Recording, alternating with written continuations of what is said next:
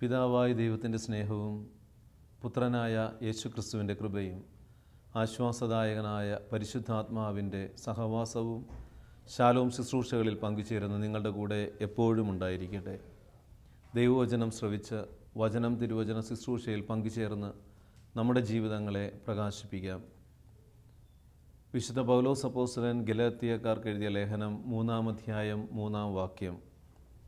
ആത്മാവിൽ ആരംഭിച്ചിട്ട് ഇപ്പോൾ ശരീരത്തിൽ അവസാനിപ്പിക്കുവാൻ മാത്രം ഭോഷന്മാരാണോ നിങ്ങൾ? ആത്മാവിൽ ആരംഭിച്ചിട്ട് ഇപ്പോൾ ശരീരത്തിൽ അവസാനിപ്പിക്കുവാൻ മാത്രം ഭോഷന്മാരാണോ നിങ്ങൾ? ക്രിസ്തുവിൽ പ്രിയമുള്ളവരെ, ക്രിസ്തീയ ജീവിതം ആത്മാവിൻ്റെ നിറവിൽ ജീവിക്കുവാനുള്ള ജീവിതമാണ്. ഏതാനും നാളുകൾക്ക് മുമ്പ് 68 വയസ്സുള്ള ഒരു സഹോദരി അവരൊരു തീരുമാനമെടുക്കുവാനായിട്ട് എൻ്റെ അടുത്ത് വരികയുണ്ടായി. പ്രശ്നം ഇതാണ്, അവരുടെ മക്കളെയൊക്കെ അവർ വിവാഹം ചെയ്ത് കഴിപ്പിച്ചു. മക്കൾക്ക് കുഞ്ഞുമക്കളൊക്കെയായി. ഈ സഹോദരി ദൈവത്തോട് ചേർന്ന് പ്രാർത്ഥനാ കൂട്ടായ്മയിലൊക്കെ പോവുകയാണ്. അതുകൊണ്ട് തന്നെ വീട്ടിലുള്ള എല്ലാവർക്കും സന്തോഷമാണ്. മക്കൾ +2-നും +1-നും ഒക്കെ പഠിക്കുന്ന സമയത്താണ് ഈ സഹോദരിയുടെ ഭർത്താവ് മരണപ്പെടുന്നത്. ഒരു ആക്സിഡൻറ്റിൽ ഭർത്താവ് മരിച്ചു. ഈ സഹോദരി ആ സഹനത്തെ ദൈവികമായ കാഴ്ചപ്പാടോടുകൂടി ക്രൂശിതനായ ക്രിസ്തുവിനോട് ചേർത്ത് വെച്ച് തൻ്റെ ജീവിതത്തെ ഈ മക്കൾക്ക് വേണ്ടി ജീവിക്കുവാനായിട്ട് നല്ലൊരു തീരുമാനമെടുത്തു. കുടുംബത്തിലുള്ള പലരും വേറൊരു വിവാഹത്തിനായിട്ട് നിർബന്ധിച്ചുവെങ്കിലും വേണ്ട എന്ന്, മക്കളെ ഓർത്ത് വേണ്ട എന്ന് പറഞ്ഞ് ഈ മക്കൾക്ക് വേണ്ടി ഈ സഹോദരി തനിക്ക് ഉള്ള ഗവൺമെൻറ് ജോലിയും അതോടൊപ്പം തന്നെ ഈ മക്കളെ വളർത്തുന്നതിനുള്ള കാര്യങ്ങളുള്ള ശ്രദ്ധയുമായിട്ട് ജീവിച്ചു. മക്കളൊക്കെ 3 മക്കളെയും നല്ല നിലയിൽ വിവാഹം കഴിപ്പിച്ചു വിട്ടു. ആ മക്കൾക്കൊക്കെ നന്നായിട്ട് സെറ്റിലായി ജീവിക്കുന്നു. ഈ സഹോദരി പ്രാർത്ഥനാ കൂട്ടായ്മയോട് ചേർന്ന് പ്രവർത്തിക്കുകയാണ്. കാരണം റിട്ടയർമെൻറ്റൊക്കെ ആയി, ഇപ്പോൾ ഒത്തിരി സമയമുണ്ട്. അങ്ങനെ പ്രാർത്ഥനാ കൂട്ടായ്മയിലൊക്കെ സജീവമായി പങ്കെടുത്തുകൊണ്ടിരിക്കുന്ന സമയത്താണ് ആ കൂട്ടായ്മയിലുള്ള ഒരു മനുഷ്യനുമായിട്ട് സ്നേഹത്തിലാകുന്നു, സംസാരിച്ചു, കൂടുതൽ അടുത്തു. അദ്ദേഹത്തിൻ്റെ ഭാര്യ മരിച്ച് ഏകദേശം 5 വർഷങ്ങളാകുന്നു. ഈ സഹോദരിയേക്കാൾ ഒരു 10 വയസ്സ് കൂടിയ ഒരു വ്യക്തിയാണ് ഇദ്ദേഹവും പ്രാർത്ഥനാ കൂട്ടായ്മയിൽ ശുശ്രൂഷ ചെയ്യുന്ന വ്യക്തിയാണ്. അപ്പോൾ അവർക്ക് തമ്മിൽ എന്തോ മാനസികമായ ഒരു ഐക്യം പോലെ ഒരു തോന്നൽ, നമുക്കൊരുമിച്ച് ജീവിച്ചുകൂടെ, ഈ ഒരു ചിന്ത വന്നു. അവരങ്ങനെ ഇങ്ങനെ ആഗ്രഹിക്കുന്നത് അത് മക്കൾ അറിഞ്ഞു. ഇനി തങ്ങളുടെ അമ്മ ഇനി വീണ്ടും വേറൊരു പുതിയ വിവാഹം കഴിക്കാൻ പോവുകയാണോ എന്നുള്ളൊരു ചിന്ത ഈ മക്കൾക്ക് വല്ലാത്ത അസ്വസ്ഥതയായി. ഈ മക്കളൊക്കെ ഈ സഹോദരിയോട് പറഞ്ഞു, അമ്മ എന്തിനാണ് ഇതിനെക്കുറിച്ച് ചിന്തിക്കുന്നത്? ഞങ്ങൾ നോക്കിക്കോളാം. അമ്മയ്ക്ക് നാട്ടിൽ നിൽക്കാനായിട്ട് ബുദ്ധിമുട്ടാണെങ്കിൽ വിദേശത്തുള്ള ഒരു മകൻ ഈ അമ്മയെ അങ്ങോട്ട് തിരികെ വിളിച്ചു, വരിക, നമുക്ക് അവിടെ ജീവിക്കാം. ഈ ഒരു സിറ്റുവേഷനിൽ എന്ത് നിലപാടെടുക്കണമെന്നുള്ള ആകുലതയോടായിട്ടാണ് ഈ സഹോദരി എൻ്റെ അടുത്ത് വന്നത്. ആ സമയത്ത് തോന്നിയ വചനമാണ്, ആത്മാവിൽ ആരംഭിച്ചിട്ട് ശരീരത്തിൽ അവസാനിപ്പിക്കേണ്ടതാണോ? ഏതാനും നാളുകളുള്ള ഈ ലോകത്തിലെ, ഈ ഭൂമിയിലെ കുറച്ച് നാളത്തെ ജീവിതം ആത്മാവിൻ്റെ നിറവോടെ തന്നെ ജീവിച്ച് തീർക്കണോ? അതോ ഈ ലോകത്തിൻ്റെ മനോഭാവങ്ങളിൽ, അല്ലെങ്കിൽ വയസ്സാം കാലത്ത് കൂടെ ആരെങ്കിലും ഒരു സഹായത്തിന് കാണും, ഇദ്ദേഹം ഒരുപക്ഷെ കൂടെ കാണും, അല്ലെങ്കിൽ ഈ സഹോദരി എൻ്റെ കൂടെ കാണുമെന്നുള്ള ചിന്തയാണ് ഇവരെ രണ്ടുപേരെയും മാനസികമായി ജഡത്തിൻ്റെ തലത്തിലുള്ള ചിന്തയോടെ വീണ്ടും ഒരുമിച്ച് ഒരു വിവാഹം കഴിച്ച് ജീവിക്കാമെന്നുള്ള ഒരു മനോഭാവം ഇവരുടെ ഉള്ളിലേക്ക് കടന്നു വരുവാനായിട്ടിടയായത്. ഇത്രയും വളരെ പ്രായമുണ്ട്, നല്ല പ്രായമുണ്ടായിരുന്നിട്ടും ഈ ജഡത്തിൻ്റെ ചിന്താഗതികൾ ഈ തലത്തിൽ ഇവരെ അസ്വസ്ഥപ്പെടുത്തിക്കൊണ്ടിരുന്നു. പ്രിയമുള്ളവരെ, ഈ ഒരു സംഭവം നമ്മൾ കേൾക്കുമ്പോൾ നമുക്ക് അത്ഭുതം തോന്നാം. വ്യത്യസ്തങ്ങളായ ചിന്തകളും നിലപാടുകളും ഒരുപക്ഷെ ഈ ഒരു സംഭവത്തിൽ നമുക്ക് പറയാനുണ്ടാകും. എന്നാൽ ആത്യന്തികമായി നമ്മൾ ഓരോരുത്തരും ചോദിക്കേണ്ട ഒരു ചോദ്യം, ആത്മാവിൽ ആരംഭിച്ചിട്ട് ശരീരത്തിൽ അവസാനിപ്പിക്കേണ്ടതാണോ ക്രിസ്തീയ വിശ്വാസ ജീവിതം. ജീവിതത്തിൻ്റെ നല്ല നാളുകളിലൊക്കെ സഹനത്തിൻ്റെ തീക്ഷ്ണതയോടുകൂടി ഇതെല്ലാം ദൈവത്തോട് ചേർത്ത് വെച്ച് ജീവിച്ചിട്ട് അവസാന നാളുകളിൽ ഒരു വിരസതയുടെ ഒരു ചിന്താഗതി അല്ലെങ്കിൽ ഏതെങ്കിലും ഒരു പ്രലോഭനം വരുമ്പോൾ ആത്മാവിൻ്റെ നിറവിൽ തീരുമാനങ്ങൾ എടുക്കാതെ തെറ്റായ തലങ്ങളിൽ വീഴുന്നവരെ നമുക്ക് ചുറ്റുപാടുകളിൽ കാണാനായിട്ട് സാധിക്കും. യോഹന്നാൻ്റെ സുവിശേഷത്തിൽ ഈശോ പറയുന്നുണ്ട് 3-ാം അധ്യായത്തിൽ തന്നെ കാണുവാൻ വന്ന നിക്കോദെമോസിനോട്, വീണ്ടും ഒരുവൻ ജനിക്കുന്നില്ലെങ്കിൽ സ്വർഗരാജ്യത്തിന് അവൻ അവകാശിയാവുകയില്ല. ജഡത്തിൽ നിന്ന് ജനിക്കുന്നത് ജഡമാണ്, ആത്മാവിൽ നിന്ന് ജനിക്കുന്നത് കാരണം ആത്മാവിൻ്റെ തലത്തിലേക്ക് ഉയരാനായിട്ട് കഴിയണം. 3-ാമത്തെ അധ്യായം 6-ാം വാക്യം ഇപ്രകാരം ഈശോ പറയുന്നുണ്ട്, മാംസത്തിൽ നിന്ന് ജനിക്കുന്നത് മാംസമാണ്, ആത്മാവിൽ നിന്ന് ജനിക്കുന്നത് ആത്മാവും. ഒരു വലിയ വിശ്വാസ ജീവിതം ക്രിസ്തുവിൽ വിശ്വസിച്ചുകൊണ്ട് ജ്ഞാനസ്നാനത്തിലൂടെ ഒരു ആത്മാവിൻ്റെ നിറവിൽ ജീവിക്കുവാൻ വിളിക്കപ്പെട്ട ക്രിസ്ത്യാനി അവൻ ആത്മാവിനെ വിസ്മരിച്ച് ശരീരത്തെ കേന്ദ്രീകരിച്ചെടുക്കുന്ന നിലപാടുകൾ പലപ്പോഴും അവനെ ദൈവത്തിൽ നിന്ന് അകറ്റുവാനായിട്ട്, പ്രാർത്ഥനാ ജീവിതത്തിൽ നിന്ന് അകറ്റുവാനായിട്ട്, നന്മയുടെ ജീവിതത്തിൽ നിന്ന് അകറ്റുവാനായിട്ട് കാരണമാകുന്നുണ്ടെന്ന് അനുദിന സംഭവങ്ങൾ നമ്മളെ പഠിപ്പിക്കുന്നുണ്ട്.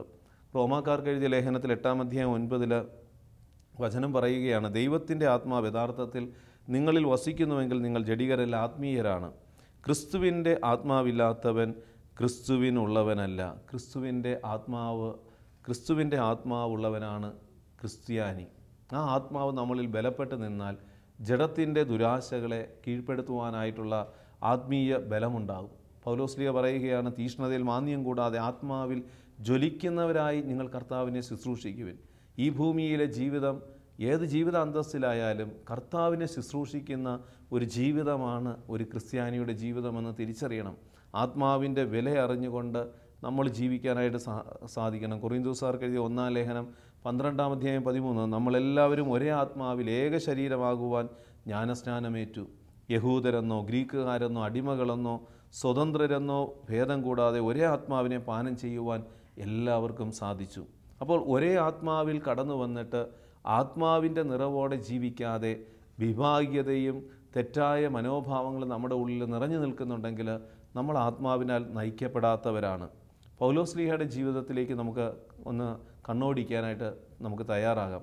പൗലോസ് ആത്മാവിൻ്റെ നിറവിൽ ജീവിക്കാൻ തുടങ്ങിയപ്പോൾ എല്ലാവരെയും, ക്രിസ്തുവിൽ വിശ്വസിക്കുന്ന എല്ലാവരെയും ഒരേ രീതിയിൽ കാണാനും സ്നേഹിക്കുവാനും പൗലോസ്ലീഹയ്ക്ക് സാധിച്ചു. ഒരടിമയായിരുന്ന ഒനേസിമോസ് എന്ന് പറഞ്ഞ ഒരു അടിമ, ആ അടിമ ഫിലോമൻ്റെ കീഴിലായിരുന്നു. ആ ഫിലോമൻ്റെ കീഴിലുണ്ടായിരുന്ന ഈ ഒനേസിമോസ് അടിമ ഒളിച്ചോടുകയാണ്.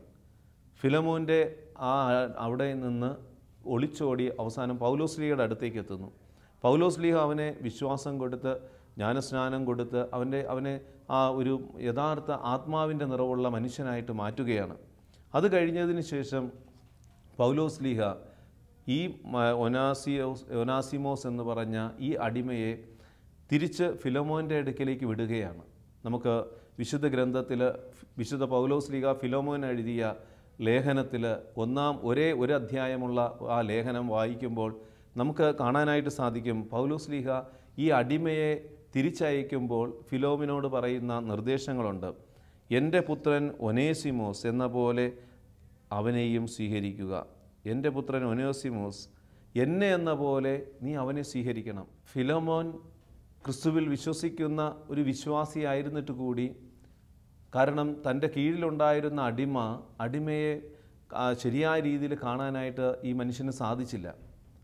എന്നാൽ ഈ ഒനാസിമോസ് എന്ന അടിമയെ തിരിച്ച് വീണ്ടും പൗലോസ്ലീഹ ഈ മനുഷ്യൻ്റെ അടുക്കിലേക്ക്, ഫിലോമിൻ്റെ അടുക്കിലേക്ക് തന്നെ വിട്ടിട്ട് പറയുകയാണ്. കാരണം എന്താണ്? അവനെ എന്നെ എന്ന പോലെ നീ സ്വീകരിക്കണം. പ്രിയമുള്ളവരെ, ആത്മാവിൻ്റെ നിറവിലുള്ള ജീവിതം എന്ന് പറയുന്നത് ഒരേ വിശ്വാസത്തിൽ വന്നാൽ നമ്മളവിടെ വേർതിരിവുകൾ നമ്മുടെ ജീവിതത്തിൽ ഉണ്ടാകാനായിട്ട് പാടില്ല. വിഭാഗീയതകൾ നമ്മുടെ ജീവിതത്തിൽ അസ്വസ്ഥപ്പെടുത്തുന്നുണ്ടെങ്കിൽ നമ്മൾ ആത്മാവിൻ്റെ നിറവിൽ ജീവിക്കാത്തത് കൊണ്ടാണ്. ആത്മാവിൻ്റെ നിറവുള്ള വ്യക്തി വിഭാഗീയത സൃഷ്ടിക്കുകയില്ല. അതുപോലെ തന്നെ ഏതെങ്കിലും രീതിയിൽ ശ്രേഷ്ഠതയിൽ അഭിമാനിക്കുകയില്ല. ഏതെങ്കിലും സമ്പത്തിൽ അഭിമാനിക്കുന്ന വ്യക്തിയായി മാറുകയില്ല. ലോകത്തിലെ ഭൗതിക വിജ്ഞാനത്തിൽ അഭിമാനിക്കുന്ന വ്യക്തിയായിരിക്കുകയില്ല. അവൻ ആത്മാവിൻ്റെ നിറവിൽ ജീവിക്കുന്ന വ്യക്തി ആത്മാവിൽ ഉള്ള ഫലങ്ങളിൽ അഭിമാനിക്കുന്ന വ്യക്തിയായിരിക്കും. ഗലാത്യരുടെ ലേഖനത്തിൽ 5-ാം അധ്യായം 25 പറയാം, നമ്മൾ ആത്മാവിലാണ് ജീവിക്കുന്നതെങ്കിൽ നമുക്ക് ആത്മാവിൽ വ്യാപരിക്കാം. ആത്മാവിൽ ജീവിക്കുകയാണെങ്കിൽ ആത്മാവിൽ വ്യാപരിക്കാം. ആത്മാവിൻ്റെ നിറവിൽ ഇറങ്ങിപ്പുറപ്പെട്ട ഒരു പുരോഹിതൻ, അദ്ദേഹം വലിയ വലിയ ശുശ്രൂഷകളൊക്കെ ചെയ്ത് സ്കൂളിലൊരു മാനേജറായിട്ടിരിക്കുക. ഈ സമയത്ത് വർഷങ്ങൾ കഴിഞ്ഞു, കർത്താവിന് വേണ്ടി ഇറങ്ങിപ്പുറപ്പെട്ട ജീവിതമാണ്. ആത്മാവിൻ്റെ നിറവിൽ ജീവിക്കണമെന്ന് ആഗ്രഹിച്ച് തനിക്ക് ഉണ്ടായിരുന്ന സാധ്യതകളൊക്കെ മാറ്റിവെച്ചിട്ട് കർത്താവിൻ്റെ ശുശ്രൂഷനായി ഇറങ്ങിപ്പുറപ്പെട്ട പുരോഹിതൻ വർഷങ്ങൾ കഴിഞ്ഞു, നാളുകൾ കഴിഞ്ഞു, പല സ്ഥാനമാനങ്ങൾ കിട്ടി, ഡോക്ടറേറ്റ് നേടി, പിന്നെ ആ അധികാരങ്ങളൊക്കെ കയറി വന്നു കഴിഞ്ഞപ്പോൾ ആത്മാവിനെ വിസ്മരിക്കുന്ന മനോഭാവങ്ങളിലേക്ക് വഴുതി വീഴുകയാണ്. തൻ്റെ ഉള്ളിലുള്ള ആത്മാവിനെ മറന്നുകൊണ്ട് നിലപാടുകൾ എടുക്കാനായിട്ട് തുടങ്ങിയപ്പോൾ അദ്ദേഹത്തിൻ്റെ ജീവിതത്തിൽ വഴിതെറ്റാനായിട്ട് തുടങ്ങി. അവസാനം ഒരു തെറ്റായ ഒരു ബന്ധത്തിലേക്ക് എത്തിച്ചേരുമ്പോൾ അദ്ദേഹത്തിന് ഒരു നിലപാടെടുക്കുവാനായിട്ടുള്ള ഒരു സാഹചര്യമുണ്ട്. ഒരു സാഹചര്യം വന്ന് നിൽക്കുന്ന നിമിഷമാണ്. അദ്ദേഹത്തിന് വേണമെങ്കിൽ തീരുമാനമെടുക്കാം, തൻ്റെ ജീവിതം ഇനി മുന്നോട്ട് എങ്ങനെയാണ് നയിക്കേണ്ടത്. ആത്മാവിൻ്റെ വില തിരിച്ചറിഞ്ഞ്, തൻ്റെ പൗരോഹിത്യത്തിൻ്റെ വിശുദ്ധി തിരിച്ചറിഞ്ഞ് അതിന് യോഗ്യമായിട്ട് ജീവിക്കണോ, അതോ അതിനെ ഉപേക്ഷിച്ചിട്ട് ഈ ലോകത്തിൻ്റെതായിട്ടുള്ള ഒരു ജീവിതം നയിക്കണോ എന്ന്. അത് ഓരോരുത്തരുടെയും സ്വാതന്ത്ര്യത്തിൻ്റെ അടിസ്ഥാനത്തിലാണ്. ദൈവം ആരെയും നിർബന്ധിക്കുന്നില്ല. എന്നാൽ ഈ പുരോഹിതൻ അധികാരവും പ്രശസ്തിയും അതുപോലെ ഡോക്ടറേറ്റും ഒക്കെ ഉണ്ടായിരുന്നിട്ട് അദ്ദേഹം ആത്മാവിനെ ഗൗരവമായി എടുക്കാതെ ശരീരത്തിന് പ്രാധാന്യം കൊടുത്തുകൊണ്ട് തൻ്റെ പൗരോഹിത്യത്തെ പോലും അദ്ദേഹം ഉപേക്ഷിക്കുവാനായിട്ടുള്ള ഒരു തീരുമാനത്തിലേക്ക് എത്തിച്ചേർന്നു. പ്രിയമുള്ളവരെ, ആത്മാവിൽ ആരംഭിച്ചിട്ട് ശരീരത്തിൽ അവസാനിക്കേണ്ടതാണോ നമ്മുടെയൊക്കെ ക്രിസ്തീയ വിശ്വാസ ജീവിതം? ഒത്തിരി പേർക്ക് ദൈവത്തെക്കുറിച്ച്, ദൈവസ്നേഹത്തെക്കുറിച്ച് യേശു അനുഭവം നമ്മളൊക്കെ പങ്കുവയ്ക്കാറുണ്ട്. നമ്മുടെ ജീവിതത്തിൽ ദൈവം ഇടപെട്ട അത്ഭുതങ്ങൾ, അടയാളങ്ങൾ, ദൈവത്തിൻ്റെ സ്നേഹവും കരുതലും ഒക്കെ അനുഭവിച്ചിട്ട് നമ്മളത് മറ്റുള്ളവരോടൊക്കെ പറഞ്ഞ് മറ്റുള്ളവർ ആ ഒരു വിശ്വാസത്തിലേക്ക് കടന്നു വന്ന് ആത്മാവിൻ്റെ നിറവിൽ ജീവിക്കുമ്പോൾ നമ്മുടെ ജീവിതം ഇപ്പോഴും ആത്മാവിൻ്റെ നിറവുള്ളതാണോ എന്ന് ആത്മപരിശോധന ചെയ്യുന്നത് നന്നായിരിക്കും. ആത്മാവിൻ്റെ നിറവിൽ കൂടുതൽ പ്രാർത്ഥനയുടെ ജീവിതം, ദൈവവചനത്തിൻ്റെ അടിസ്ഥാനമായ ഒരു ജീവിതമൊക്കെ നയിച്ച നമ്മളെയൊക്കെ ആദ്യകാല ജീവിതത്തിലെ ജീവിതം ഇപ്പോൾ എവിടെ നിൽക്കുന്നു എന്ന് നമ്മൾ ധ്യാനിക്കണം. ആദ്യമുണ്ടായിരുന്ന ആത്മാവിൻ്റെ തീഷ്ണത നമ്മുടെ ഉള്ളിലുണ്ടോ? ആത്മാവാണ് ജീവൻ നൽകുന്നത്, ശരീരം ഒന്നിനും ഉപകരിക്കുന്നില്ല എന്ന് പറഞ്ഞ ഈശോയുടെ വചനം, ആത്മാവ് നഷ്ടപ്പെടാൻ പാടില്ല, ആത്മാവ് മൃതമായാൽ എല്ലാം നഷ്ടപ്പെടുമെന്നുള്ള ആ ഒരു തിരിച്ചറിവോടെ ആത്മാവിൻ്റെ വിശുദ്ധിക്ക് വേണ്ടി യോജിച്ച നിലപാടുകൾ നമുക്കെടുക്കാനായിട്ട് സാധിക്കുന്നുണ്ടോ? നമ്മൾ ചെയ്യുന്ന പ്രവൃത്തികൾ അല്ലെങ്കിൽ നമ്മൾ ഏറ്റെടുക്കുന്ന ഉത്തരവാദിത്തങ്ങൾ, ഇവിടെയൊക്കെ എൻ്റെ ആത്മാവിൻ്റെ സുരക്ഷയ്ക്ക് ഇത് ഉപകരിക്കുന്നുണ്ടോ എന്ന് കൂടി നമ്മൾ വിലയിരുത്താനായിട്ട് നമ്മൾ തയ്യാറാകാറുണ്ടോ? ഗലാത്യരുടെ ലേഖനത്തിൽ 6-ാം അധ്യായം 8 പറയുകയാണ്, എന്തെന്നാൽ സ്വന്തം ജഡത്തിനായി വിതയ്ക്കുന്നവൻ ജഡത്തിൽ നിന്ന് നാശം കൊയ്തെടുക്കും, ആത്മാവിനായി വിതയ്ക്കുന്നവനാകട്ടെ ആത്മാവിൽ നിന്ന് നിത്യജീവൻ കൊയ്തെടുക്കും. ഇന്ന് എൻ്റെ ജീവിതത്തിൽ ആത്മാവിൻ്റെ നിറവുള്ള ജീവിതമാണോ? ഗലാത്യരുടെ ലേഖനത്തിലെ 5-ാം അധ്യായത്തിൽ 19 മുതൽ 21 വരെയുള്ള തിരുവചനം ചേർത്ത് വെച്ചുകൊണ്ട് നമ്മുടെ ജീവിതത്തെ ഒന്ന് നമ്മൾ പരിശോധിക്കണം. എൻ്റെ ഉള്ളിൽ നിന്ന് പുറപ്പെടുന്നത് എന്തൊക്കെയാണ്? ആത്മാവിൻ്റെ നിറവുള്ള വ്യക്തിയിൽ ആത്മാവിൻ്റെ ഫലങ്ങൾ പുറപ്പെടുവിക്കപ്പെടും. ജഡത്തിൻ്റെ ആധിപത്യമുള്ള ഒരു വ്യക്തിയുടെ ജീവിതത്തിൽ നിന്ന് ജഡത്തിൻ്റെ വ്യാപാരങ്ങളായിരിക്കും പുറത്തേക്ക് വരുന്നത്. എന്തൊക്കെയാണ് ജഡത്തിൻ്റെ വ്യാപാരങ്ങൾ? വചനം ഇപ്രകാരം പറയുകയാണ്, വ്യഭിചാരം, അശുദ്ധി, ദുർവൃത്തി, വിഗ്രഹ ആരാധന, ആഭിചാരം, ശത്രുത, കലഹം, അസൂയ, കോപം, മാത്സര്യം, ഭിന്നത, വിഭാഗീയ ചിന്ത, വിദ്വേഷം, മദ്യപാനം, മധുരോത്സവം. ഇതൊക്കെ ജഡത്തിൻ്റെതായിട്ടുള്ള പ്രവൃത്തികളാണ്, ജഡത്തിൻ്റെതായിട്ടുള്ള വ്യാപാരങ്ങളാണ്. ആത്മാവിൽ ആരംഭിച്ചിട്ട് യേശുവിനെ രക്ഷകനും നാഥനുമായി സ്വീകരിച്ചിട്ട് നമ്മുടെ ജീവിതം മുന്നോട്ട് നയിക്കുമ്പോഴും ഈ ജഡത്തിൻ്റെ തിന്മകൾ നമ്മുടെ ഉള്ളിൽ വച്ചുകൊണ്ട് നമ്മൾ വിശ്വാസ ജീവിതം നയിക്കുന്നുണ്ടെങ്കിൽ അത് ആത്മാവിൻ്റെ നിറവുള്ള ജീവിതമല്ല എന്ന് തിരിച്ചറിയണം. നമ്മുടെ ഉള്ളിൽ വ്യഭിചാരത്തിൻ്റെ ആസക്തിയുണ്ടോ? മറ്റുള്ളവരെ വിശുദ്ധിയിൽ കാണാനായിട്ടുള്ള കാഴ്ച നഷ്ടപ്പെട്ട് അവരുടെ ഉള്ളിലെ ആത്മാവിനെ തിരിച്ചറിഞ്ഞ് അവരെ റെസ്പെക്റ്റ് ചെയ്യാനും സ്നേഹിക്കുവാനും അവരുടെ വിശുദ്ധി സൂക്ഷിക്കുവാനുമൊക്കെയുള്ള വിളിക്കപ്പെട്ട നമ്മുടെ ജീവിതത്തിൽ അശുദ്ധിയുടെ ദുരാത്മാവിനെ വെച്ചുകൊണ്ട് തിന്മ നിറഞ്ഞ വിചാരങ്ങൾ നമ്മുടെ ഉള്ളിലുണ്ടെങ്കിൽ അത് നമ്മുടെ ആത്മാവിനെ നശിപ്പിക്കുമെന്ന് തിരിച്ചറിയണം. അശുദ്ധിയുള്ള സംഭാഷണങ്ങൾ നമ്മുടെ ഉള്ളിൽ നിന്ന് പുറപ്പെടാറുണ്ടോ?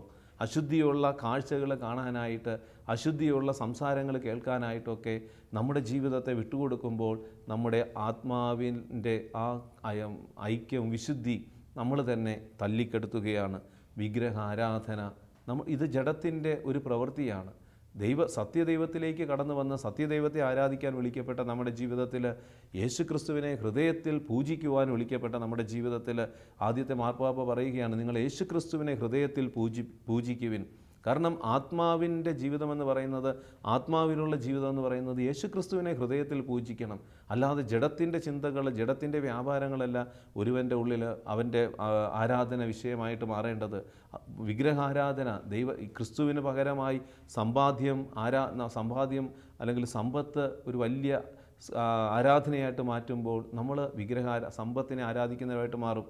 അല്ലെങ്കിൽ അധികാരമാണ് ഏറ്റവും ശ്രേഷ്ഠത എന്ന് വിചാരിച്ച് കൂടുതൽ അധികാരം കൈയാളുവാനായിട്ട്, തൃപ്തിയില്ലാതെ അല്പം കൂടി ഉയർന്ന് വലിയ വലിയ അധികാരങ്ങളിലേക്ക് കയറണമെന്നുള്ള അധികാരഭ്രമം നമ്മുടെ ഉള്ളിൽ നിലനിർത്തിക്കൊണ്ട് നമ്മൾ ജീവിക്കുമ്പോൾ അത് ഒരു വിഗ്രഹാരാധനയായിട്ട് മാറും.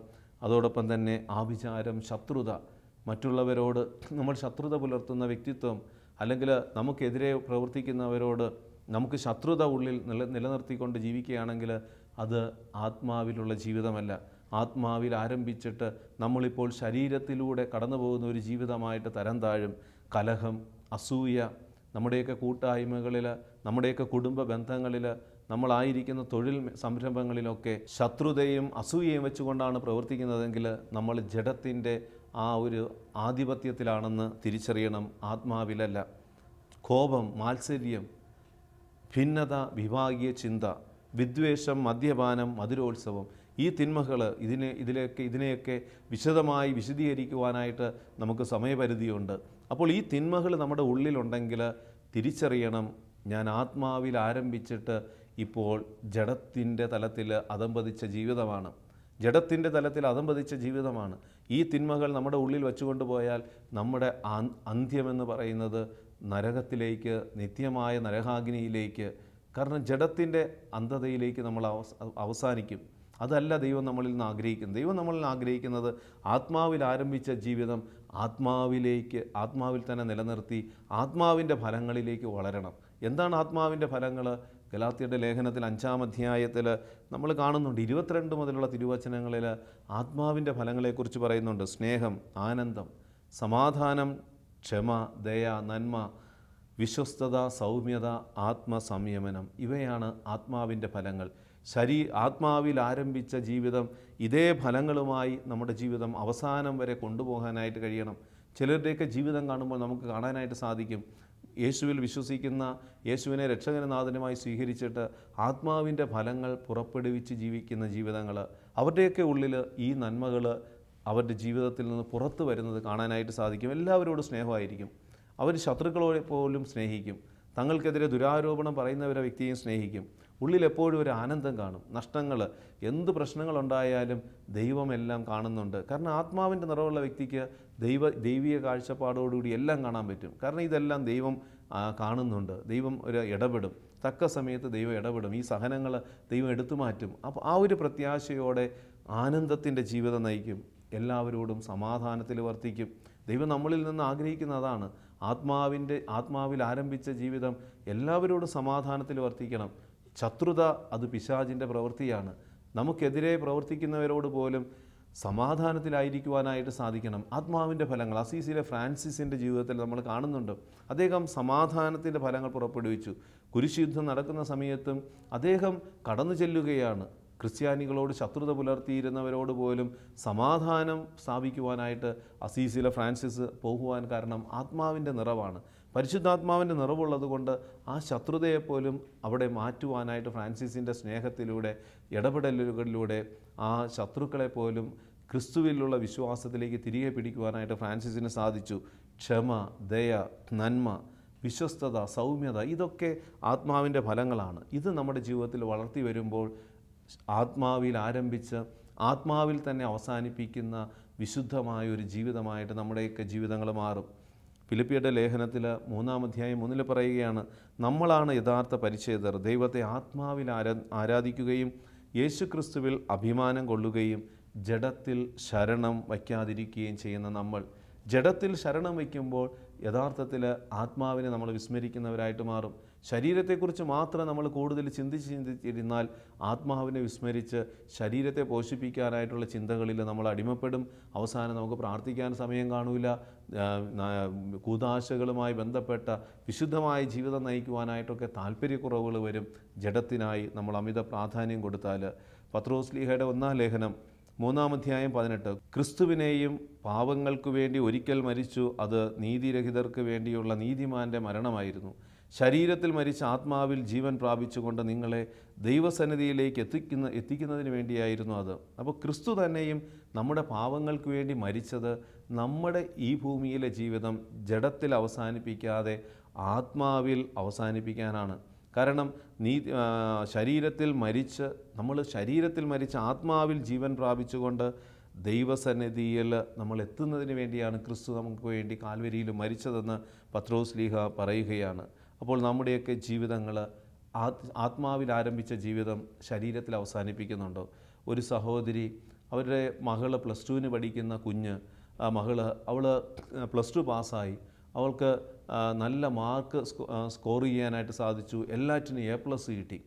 അപ്പോൾ ഈ സഹോദരിയുടെ കുഞ്ഞിൻ്റെ ഫ്ലക്സ് ഇടവക പള്ളിയിൽ കുട്ടികളുടെ അവിടെ വച്ചില്ല എന്നുള്ള ഒരു പരാതി, വല്ലാത്തൊരു വിഷമം ഉണ്ടായി. അപ്പോൾ ഈ സഹോദരി വന്നിട്ട് വിഷമിച്ച് പറയുകയാണ്, എൻ്റെ മകളുടെ ആ പരീക്ഷാ വിജയം അത് ഒരു ഫ്ലക്സ് അടിച്ച് ആ ഇടവകയിൽ വയ്ക്കാത്തത് കൊണ്ട് ഞങ്ങൾക്ക് വളരെ വിഷമമായിപ്പോയി. ഞങ്ങളിനി ആ പള്ളിയിൽ പോകുന്നില്ല. പ്രിയമുള്ളവരെ, ജ്ഞാനസ്നാനത്തിലൂടെ ആ ഇടവകയിൽ അംഗമായി തീർന്ന് ആത്മാവിൻ്റെ ജീവിതം ആരംഭിച്ച ഈ സഹോദരി ഭൗതികമായി ഒരു നഷ്ടം വന്നപ്പോൾ, ഭൗതികമായിട്ട് തൻ്റെ മകൾക്ക് ഒരു അംഗീകാരം കിട്ടാതെ വന്നപ്പോൾ ആത്മാവിനെ വിസ്മരിച്ച് ഒരു നിലപാടെടുത്ത് ദേവാലയത്തിൽ നിന്ന് അകലുന്ന ഒരു ജീവിതത്തിലേക്ക് എത്തിച്ചേർന്നു. ഇതുപോലെ നമ്മുടെയൊക്കെ ജീവിതങ്ങൾ ആത്മാവിൽ ആരംഭിച്ചിട്ട് ശരീരത്തിൽ അവസാനിപ്പിക്കുവാൻ തക്കവിധം ഏതെങ്കിലുമൊക്കെ തിന്മകൾ നമ്മളെ അസ്വസ്ഥപ്പെടുത്തിക്കൊണ്ടിരിപ്പുണ്ടോ എങ്കിൽ ഈ ദിനത്തിൽ ദൈവത്തോട് പ്രാർത്ഥിക്കുക. ചില അവസരങ്ങളിൽ നമ്മൾ വിശ്വാസ ജീവിതം നയിക്കുമ്പോൾ ചിലതൊക്കെ നിഷേധിക്കപ്പെടുമ്പോൾ നമ്മൾ ദൈവത്തിൽ നിന്ന് അകലുന്നുണ്ടോ? വചനത്തിൽ നിന്ന് അകലുന്നുണ്ടോ? കൂട്ടായ്മയിൽ നിന്ന് അകലുന്നുണ്ടോ? വിശുദ്ധ കുർബാനയിൽ നിന്ന് അകലുന്നുണ്ടോ? അങ്ങനെ അകലുമ്പോൾ നമ്മൾ തിരിച്ചറിയണം, നമ്മൾ ആത്മാവിൽ ആരംഭിച്ചിട്ട് ശരീരത്തിൽ അവസാനിക്കുന്നവരായി തരം താഴുകയാണ്. നമുക്ക് ഏത് പ്രശ്നങ്ങളുണ്ടാകുമ്പോഴും പ്രതിസന്ധി ഉണ്ടാകുമ്പോഴും അർഹതപ്പെട്ടത് നിഷേധിക്കുമ്പോഴും നമുക്ക് ദൈവത്തോട് ചേർന്ന് നിൽക്കാം.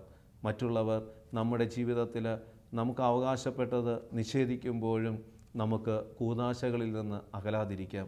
സഭയുടെ ആ കൗദാശിക തലത്തിൽ നിന്ന് നമുക്ക് ലഭിക്കുന്ന കൃപാവരങ്ങളാണ് ഏറ്റവും ശ്രേഷ്ഠമായതെന്ന് തിരിച്ചറിഞ്ഞ് ആത്മാവിനെ വളർത്തുന്നവരായിട്ട്, ആത്മാവിനെ പരിപോഷിപ്പിച്ച് നിത്യതയിലേക്ക് നമ്മുടെ ജീവിതങ്ങളെ കൊണ്ടെത്തിക്കുവാൻ ആത്മാവിൽ ആരംഭിച്ച ഈ ജീവിതത്തെ ആത്മാവിൽ തന്നെ നിലനിർത്തി മുന്നോട്ട് കൊണ്ടുപോകുവാനായിട്ട് നമുക്ക് നല്ല നിലപാടുകൾ എടുക്കാം. ഒരു നിമിഷം കരങ്ങൾ കൂപ്പി കർത്താവിൻ്റെ സന്നിധിയിൽ നമുക്കൊന്ന് പ്രാർത്ഥിക്കാം.